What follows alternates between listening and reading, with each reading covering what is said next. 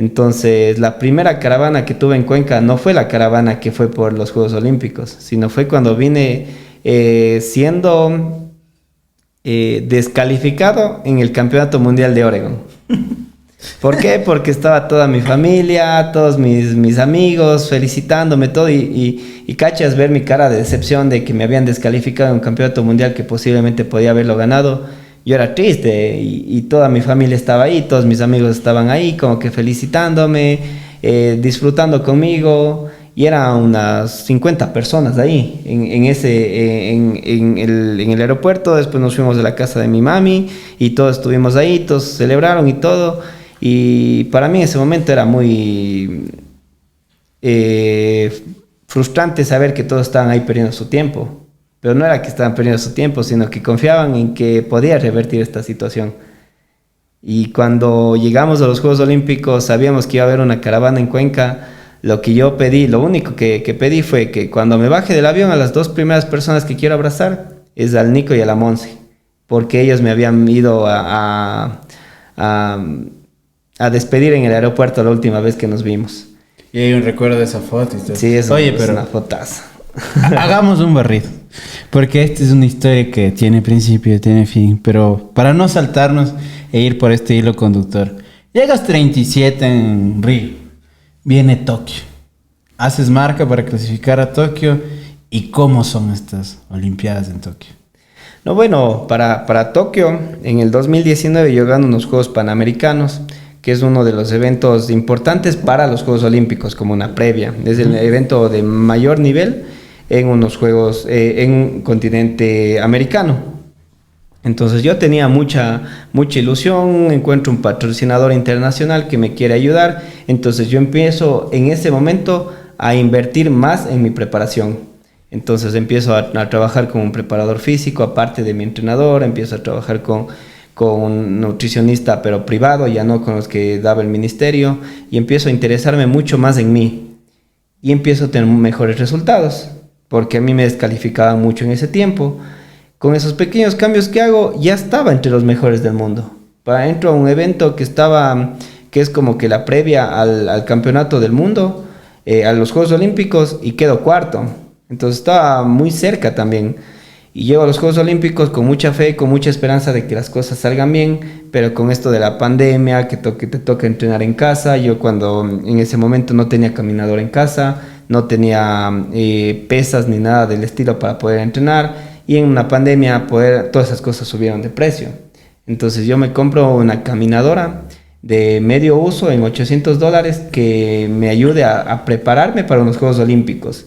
Entonces yo pasaba entrenando en la pandemia siempre ahí, quemaba los reguladores de voltaje, compraba otros, les ponía ahí, seguía entrenando porque mi objetivo era estar bien en esos Juegos Olímpicos, pero obviamente mentalmente a todos nos afectó. La única buena noticia que tengo dentro de la pandemia es que Karen está embarazada y que voy a tener una hija. Entonces cuando nace la Monse, me relajo un poco, me relajo un montón de lo que estaba muy tenso, muy frustrado de que los Juegos Olímpicos no se estén dando. Después ya se da que van a darse en el 2021, ya dan esas noticias, todo, pero yo lo tomaba con mucha más tranquilidad dentro de que tenía tiempo para prepararme. Lo hice bastante bien, mejoré mucho el aspecto técnico, estaba entre los favoritos ya para Tokio para hacer quizá una de las sorpresas.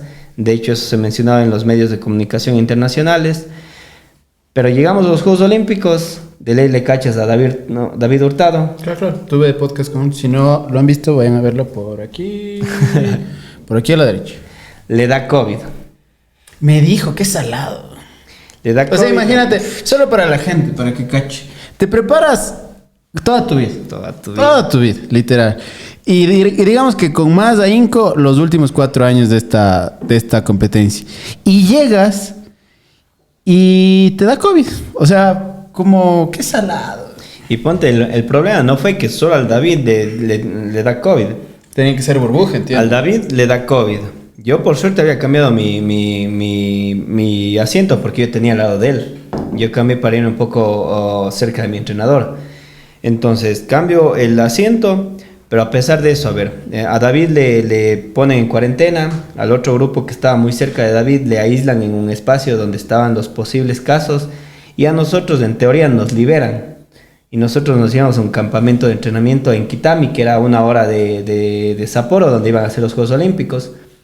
Pero el pueblo no nos quiere recibir porque dice que nosotros también posiblemente podemos estar afectados o infectados.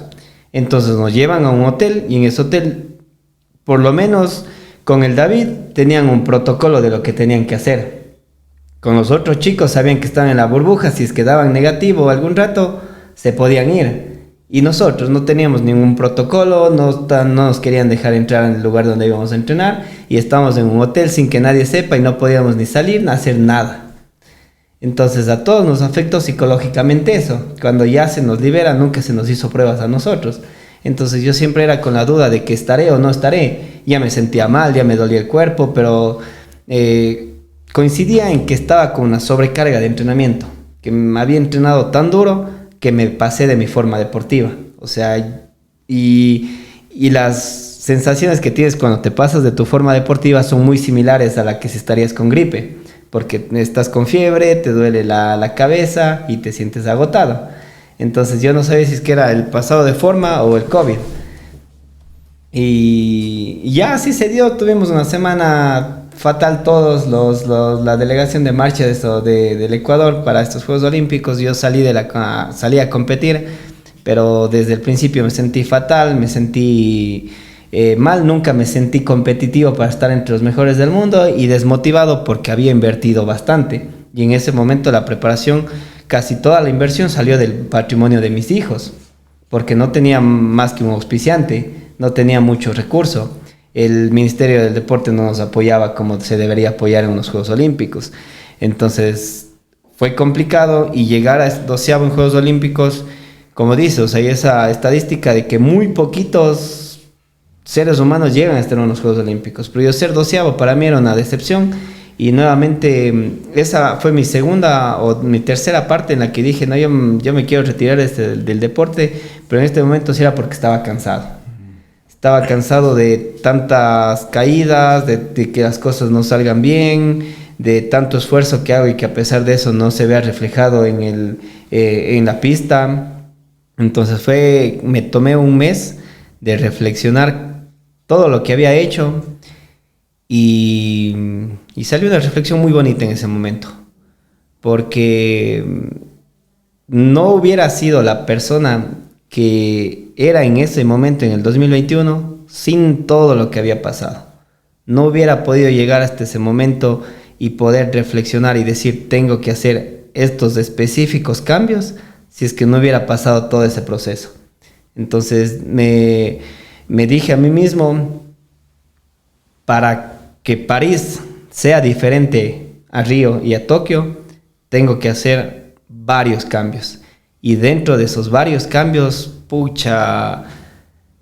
no solo cambié como deportista, sino cambió absolutamente toda mi vida y toda la forma en la que yo veía el deporte. Fue totalmente lo que somos ahora, no es nada comparado a lo que éramos Tokio en ese momento. Entiendo que cambias de entrenador, entiendo que cambias tu disciplina en cuanto al deporte, entiendo que también hay preparación con jueces. De hecho, contabas ahí en tu charla que consultabas a muchos jueces porque te multaban. No es multar, ¿no? Es como sí, faltas, te sancionaban mucho, sí. y te descalificaban. Pero ¿qué en lo mental fue lo que cambió en ti? Sabes que yo siento que lo más importante para mi carrera deportiva tenga ese despegue tan increíble fue no encontrar un entrenador, sino en Andrés Chocho encontrar un mentor de vida, una persona que me cambie el chip al 100% de lo que estamos haciendo y de lo que se tiene que hacer.